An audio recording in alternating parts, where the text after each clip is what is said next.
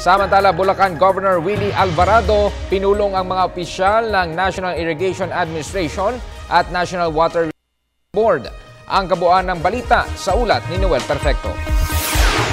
Matapos na may baba ng napukorang share o parte ng Metro Manila sa tubig mula sa Angat Dam, agad na pinulong ni Bulacan Governor Wilhelmino C. Alvarado ang mga otoridad ng National Irrigation Administration at ng National Water Resources Board para pag-aralan ng mga pamamaraan o iskema na may kinalaman sa pangangalaga ng tubig upang hindi masyado maapektuhan ng mga produktong agrikultura ng sobrang init.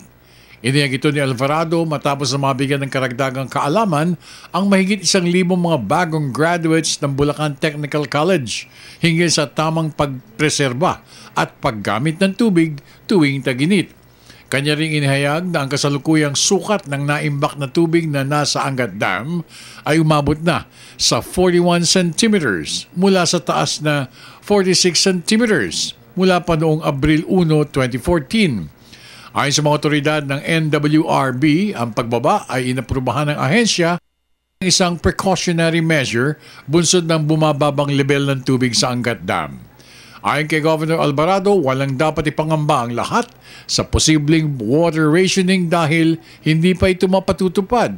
Dahil na rin sa wala pa naman sa critical level ang sukat ng dami ng tubig sa Angat Dam na 190.20 MASL. Ang critical level ng Angat Dam ay 180 MASL.